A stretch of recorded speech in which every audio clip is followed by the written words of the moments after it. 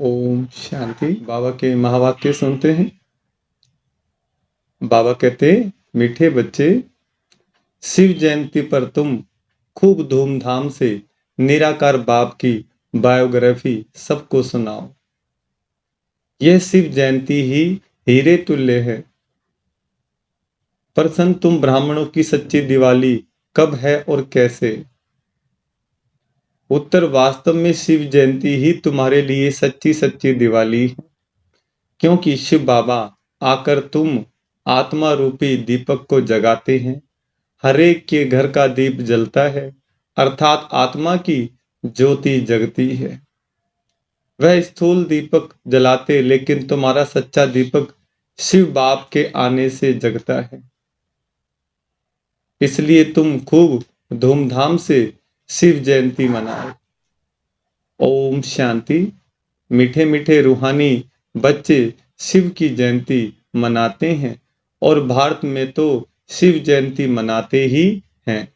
जयंती एक की मनाई जाती है, उसको फिर सर्वव्यापी कह देते हैं। अब सर्वव्यापी की जयंती तो हो न सके। जयंती कब मनाई जाती है? जब गर्भ से बाहर आते हैं। शिव जयंती मनाते तो जरूर हैं, आर्य समाजी भी मनाते हैं। अभी तुम मनाएंगे 2024 में 88वीं जयंती, 88 ईयर्स वी जयंती। गोया 88 वर्ष हुआ, 88 वर्ष हुआ जयंती को। जन्मदिन तो सबको याद रहता है, फलाने दिन यह गर्भ से बाहर आया। अब शिव बाबा की तुम 88वीं जयंती मनाएंगे। वह तो है निराकार, उनकी जयंती कैसे हो सकती है? इतने बड़े बड़े मनुष्यों के पास निमंत्रण कार्ड जाते हैं। कोई को पूछना तो चाहिए, जयंती कैसे मनाते हो? उसने जन्म कब और कैसे लिया? फिर उसके शरीर का नाम क्या रखा? परंतु ऐसे पत्थर बुद्धि हैं जो कभी पूछते नहीं हैं। तुम उनको बता सकते हो, वह है निराकार, उनका नाम है शिव। तुम शालिग्राम बच्चे हो, जानते हो इस शरीर में शालिग्राम है, नाम शरीर का पड़ता है, वह परमात्मा शिव। अब तुम कितना धूमधाम से प्रोग्राम रखते हो, दिन प्रतिदिन तुम धूमधाम से समझाते रहते हो कि जब शिव बाबा की ब्रह्मा के तन में प्रवेशता होती है, वही उनकी जयंती गाई जाती है। उनकी तिथि तारीख कोई होती नहीं। कहते हैं, मैं साधारण तन में प्रवेश करता हूं, परंतु कब किस घड़ी वह नहीं बताते। तिथि तारीख दिन आदि बताएं तो कहे कि फलानी तारीख। जन्म पत्री आदि तो इनकी होती नहीं। वास्तव में जन्म पत्री तो सबसे ऊंची इनकी है, कर्तव्य भी इनका सबसे ऊंचा है। कहते हैं, प्रभु तेरी महिमा अपरम अपार है, तो जरूर कुछ करते होंगे। महिमा तो बहुतों की गाई जाती है, नेहरू गांधी आदि सबकी महिमा गाते हैं। इनकी महिमा कोई बता न सके, तुम समझाते हो। वह ज्ञान का सागर, शांति का सागर है। वह तो एक ठहराना, फिर उनको सर्वव्यापी कैसे कह सकते? परंतु कुछ भी समझते नहीं है। और तुम मनाते हो तो कोई पूछने का साहस भी नहीं करते हैं। नहीं तो पूछना चाहिए, शिव जयंती मनाई जाती है, महिमा गाई जाती है, तो जरूर कोई होकर गए हैं। बहुत भक्त लोग हैं। अगर गवर्नमेंट ना माने तो भक्तों, साधुओं, गुरुओं की स्टैंप भी न बनाए। जैसी है गवर्नमेंट, ऐसी है रेयत। रेयत माना प्रजा। अभी तुम बच्चों को बाप की बायोग्राफी का भी अच्छी तरह मालूम पड़ा है। तुमको जितना फकुर रहता है, उतना और कोई को नहीं रह सकता। तुम ही कहते हो शिव जयंती हीरे तुल्य है, बाकी सब जयंतियां कोड़ी मिसल हैं। बाप ही आकर कोड़ी को हीरे तुल्य बनाते हैं। श्री कृष्ण भी बाप द्वारा इतना ऊंच बना, इसलिए उनका जन्म हीरे तुल्य गाया जाता है। पहले कोड़ी तुल्य होगा, फिर हीरे तुल्य बाबा ने बनाया। यह बातें मनुष्य नहीं जानते। उनको ऐसा वर्ल्ड का प्रिंस किसने बनाया? श्री कृष्ण को ऐसा किसने बनाया? तो यह भी समझाना चाहिए। श्री कृष्ण जन्माष्टमी मनाते हैं, बच्चा तो माता के गर्भ से ही बाहर निकला, उनको टोकरी में ले गए। अब श्री कृष्ण तो वर्ल्ड प्रिंस था, फिर उनको डर काहे का, वहां कंस आदि कहां से आया, यह सब बातें शास्त्रों में लिख दी हैं। अब तुमको अच्छी रीति समझाना चाहिए, समझाने की युक्तियां बहुत अच्छी चाहिए। सब एक जैसा नहीं पढ़ा सकते, युक्त युक्त न समझाने से और ही डिससर्विस होती है। अब शिव जयंती मनाई जाती है तो जरूर शिव की ही महिमा करेंगे, गांधी जयंती पर गांधी की ही महिमा करेंगे और कुछ सूझेगा नहीं। अब शिव जयंती तुम मनाते हो तो जरूर उनकी महिमा, उनकी बायोग्राफी व जीवन चरित्र भी होगा। तुम उस दिन उनका ही जीवन चरित्र बैठ सुनाओ। जैसे बाप कहते हैं, मनुष्य कोई पूछते भी नहीं है कि शिव जयंती कैसे शुरू हुई, उसका कुछ भी वर्णन है नहीं। उनकी महिमा तो अपरम अपार गाई जाती है। शिव बाबा को भोलानाथ कह बहुत महिमा करते हैं। वह तो भोला भंडारी है, वह लोग शिव शंकर कह देते हैं, शंकर को भोलानाथ समझ लेते हैं। वास्तव में भोलानाथ शंकर तो नहीं लगता। उनके लिए तो कहते हैं आंख खोली तो विनाश हुआ, धतूरा खाते उनको फिर भोलानाथ कैसे कह सकते हैं। महिमा तो एक की ही होती है। तुमको शिव के मंदिर में जाकर समझाना चाहिए। वहां बहुत लोग आते हैं तो शिव का जीवन चरित्र सुनाना है। कहते भोला भंडारी शिव बाबा, अब शिव और शंकर का भेद भी तुमने ही बताया है। शिव की पूजा होती है शिव के मंदिर में, तो वहां जाकर तुमको शिव की जीवन कहानी बतानी है। जीवन कहानी अक्सर सुनकर कोई का माथा ही चकित हो जाएगा कि शिव की जीवन कहानी कैसे सुनाएंगे। तो मनुष्य वंडरफुल बात समझ बहुत आएंगे। बोलो निमंत्रण पर जो आएंगे उनको हम निराकार परमपिता परमात्मा की जीवन कहानी बताएंगे। गांधी आदि की भी बायोग्राफी सुनते हैं ना। अभी तो महिमा करेंगे शिव की, तो मनुष्यों की बुद्धि से सर्वव्यापी की बात उड़ जाएगी। एक की महिमा फिर दूसरे से मिल न सके। यह जो मंडप बनाते हैं वह प्रदर्शनी करते हैं, वह कोई शिव का मंदिर तो है नहीं।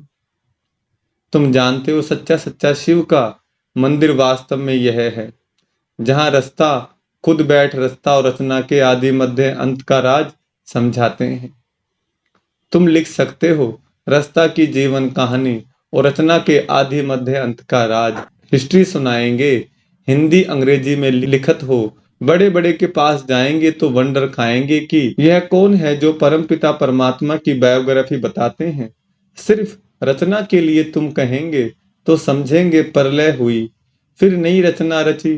परंतु नहीं, तुमको तो समझाना है। बाप पतितों को आकर पावन बनाते हैं तो मनुष्य वंडर खाएंगे। शिव के मंदिर में भी बहुत आएंगे। हॉल व मंडप बड़ा होना चाहिए। भले तुम प्रभात फेरी निकालते हो, उसमें भी यह लक्ष्मी नारायण का राज्य किसने स्थापन किया, उन्हों को यह समझाना है।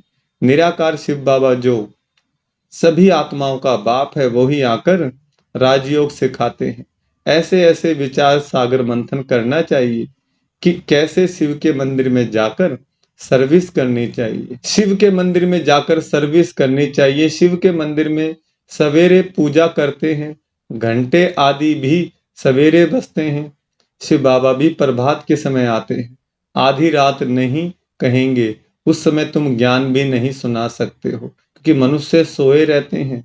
रात को फिर भी मनुष्यों को फुर्सत होती है, बत्तियां आदि भी जलती हैं, रोशनी भी अच्छी करनी चाहिए। शिव बाबा आकर तुम आत्माओं को जगाते हैं। सच्ची दीपावली तो यह है, हर एक के घर का दीप जलता है, यानी आत्मा की ज्योति जगती है। वह तो घर में स्थूल दीपक जलाते हैं, परंतु दीपावली का वास्तव में अर्थ यह है, कोई कोई का दीपक तो बिल्कुल जगता नहीं। तुम जानते हो हमारा दीपक कैसे जगता है। कोई मरता है तो दीवा जलाते हैं कि अंधियारा ना हो, परंतु पहले तो आत्मा का दीपक जगे, तब अंधियारा ना हो। नहीं तो मनुष्य घोर अंधियारे में है। आत्मा तो सेकंड में एक शरीर छोड़ दूसरा लेती है। अंधियारी अंधियारे आदि की इसमें बात ही नहीं। यह भक्ति मार्ग की रस्म है। घृत खलास होने से दीवा बुझ जाता है। अंधियारे का भी अर्थ कुछ समझते नहीं है। पितृ आदि खिलाने का भी अर्थ नहीं समझते हैं। आगे आत्माओं को बुलाते थे, कुछ पूछते थे, अभी इतना नहीं चलता है। यहाँ भी आते हैं, कोई कोई समय कुछ बोल देते हैं। बोलो, तुम सुखी हो? तो कहेंगे हाँ जी। सो तो जरूर यहाँ से जो जाएंगे अच्छे घर में ही जन्म लेंगे। जन्म जरूर अज्ञानी के घर में लेंगे। ज्ञानी के घर में तो जन्म ले नहीं सकते, क्योंकि ज्ञानी ब्राह्मण तो विकार में जा नहीं सकता। वह तो पवित्र है। बाकी हाँ, अच्छे सुखी घर में जाकर जन्म लेंगे। विवेक भी कहता है, जैसी अवस्था वैसा जन्म। फिर वहां अपना जलवा दिखाते हैं। भले शरीर छोटा है इसलिए बोल न सके, थोड़ा बड़ा होने से ज्ञान का जलवा दिखाएंगे जरूर। जैसे कोई कोई शास्त्रों के संस्कार ले जाते हैं तो छोटेपन में ही उसमें लग जाते हैं। यहाँ से भी नॉलेज ले जाते हैं तो जरूर महिमा निकलेगी। तुम शिव जयंती मनाते हो, वह लोग कुछ अर्थ नहीं समझ सकते हैं। पूछना चाहिए, अगर वह सर्वव्यापी है तो जयंती कैसे मनाएंगे? अब तुम बच्चे पढ़ रहे हो, तुम जानते हो वह बाप भी है, टीचर भी है, सतगुरु भी है। बाबा ने समझाया है। सिख लोग भी कहते हैं सत्य श्री अकाल। अब वास्तव में अकाल मूर्त तो सब आत्माएं हैं, परंतु एक शरीर छोड़ दूसरा लेते हैं, इसलिए जन्म मरण कहा जाता है। आत्मा तो वही है। आत्मा 84 जन्म लेती है। कल्प जब पूरा होता है तो खुद ही आकर बताते हैं कि मैं कौन हूँ, मैं कैसे इनमें प्रवेश करता हूँ, जिससे तुम आप ही समझ जाते हो। पहले नहीं समझते थे। हाँ, परमात्मा की प्रवेशता है, परंतु कैसे कब हुई कुछ भी समझते थोड़े ही थे। दिन प्रतिदिन तुम्हारी बुद्धि में यह बातें आती रहती हैं। नई नई बातें तुम सुनते रहते हो। आगे थोड़े ही दो बाप का राज समझाते थे। आगे तो जैसे बेबियां थी। अभी भी बहुत कहते हैं, बाबा हम 2 दिन का आपका बच्चा हूँ, इतने दिन का बच्चा हूँ। समझते हैं जो कुछ होता है कल्प पहले मिसल, इसमें बड़ी नॉलेज है। समझने में भी समय लगता है। जन्म ले फिर मर भी पड़ते हैं। 2 मास 8 मास का हो मर भी पड़ते हैं। तुम्हारे पास आते हैं, कहते हैं यह राइट है, वह हमारा बाप है, हम उनकी संतान है। हाँ हाँ कहते हैं। बच्चे लिखते भी हैं, बहुत प्रभावित हो जाते हैं। फिर बाहर गया खल्लास, मर पड़ा, क्योंकि बाहर की वातावरण, बाहर की तरंगे अलग हैं। फिर आते ही नहीं हैं तो क्या होगा? या तो पिछाड़ी में आकर रिफ्रेश होगा, या तो प्रजा में आ जाएगा। यह सब बातें समझानी हैं। हम शिव जयंती कैसे मनाते हैं? शिव बाबा कैसे सदगति करते हैं? शिव बाबा स्वर्ग की सौगात ले आते हैं। खुद कहते हैं, मैं तुमको राजयोग सिखाता हूँ, विश्व का मालिक बनाता हूँ। बाप तो है ही हेवन का रचयिता, तो जरूर हेवन का ही मालिक बनाएंगे। हम उनकी बायोग्राफी बताते हैं, कैसे स्वर्ग की स्थापना करते हैं, कैसे राजयोग सिखाते हैं। आकर सीखो। जैसे बाप समझाते हैं वैसे बच्चे नहीं समझा सकते हैं क्या? इसमें बहुत अच्छा समझाने वाला चाहिए। शिव के मंदिर में बहुत अच्छा मनाते होंगे, वहां जाकर समझाना चाहिए। लक्ष्मी नारायण के मंदिर में अगर शिव की जीवन कहानी सुनाएंगे तो किसको जचेगी? नहीं, ख्याल में नहीं आएगा।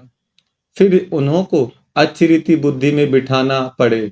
लक्ष्मी नारायण के मंदिर में बहुत आते हैं, उन्हों को लक्ष्मी नारायण राधे कृष्ण का राज समझा सकते हो। उनका अलग अलग मंदिर होना नहीं चाहिए। श्री कृष्ण जयंती पर तुम श्री कृष्ण के मंदिर में जाकर समझाएंगे। कृष्ण ही गोरा, कृष्ण ही सांवरा क्यों गाया जाता है? कहते हैं गावड़े का छोरा, गावड़े में तो गाय बकरियां चराते होंगे ना। बाबा फील करता है, हम भी गावड़े के थे, न टोपी न जूती। ब्रह्मा बाबा कह रहे हैं। अब स्मृति आती है हम क्या थे, फिर बाबा ने आकर प्रवेश किया है। तो यह बाप का लक्ष्य सबको मिले कि शिव बाबा को याद करो, वो ही सदगति दाता है। तुम रामचंद्र की भी जीवन कहानी बता सकते हो, कब से उनका राज्य शुरू हुआ, कितना वर्ष हुआ, ऐसे ऐसे ख्यालात आने चाहिए।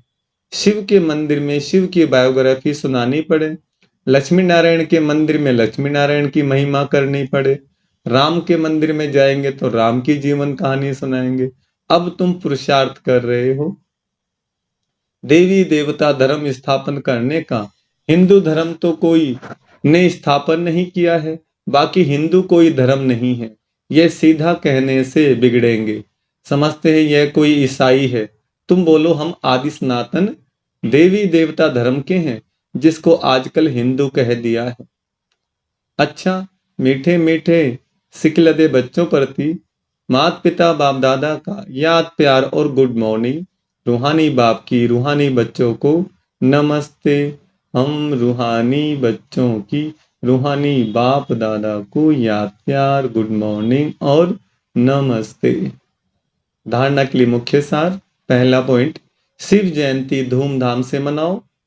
शिव बाबा के मंदिर में शिव की और लक्ष्मी नारायण के मंदिर में लक्ष्मी नारायण व राधे कृष्ण की बायोग्राफी सुनाओ, सबको युक्ति युक्त समझाने दो। दूसरा, अज्ञान अंधियारे से बचने के लिए आत्मा रूपी दीपक को ज्ञान घृत से सदा प्रज्वलित रखना है, दूसरों को भी अज्ञान अंधियारे से निकालना है। वरदान, सर्व खजानों से संपन्न बन निरंतर सेवा करने वाले अखूट अखंड महादानी भव। वरदान का विस्तार। बाप दादा ने संगम युग पर सभी बच्चों को अटल अखंड का वरदान दिया है। जो इस वरदान को जीवन में धारण कर अखंड महादानी अर्थात निरंतर सहज सेवाधारी बनते हैं, वह नंबर 1 बन जाते हैं। द्वापर से भक्त आत्माएं भी दानी बनती हैं, लेकिन अखूट खजानों के दानी नहीं बन सकती।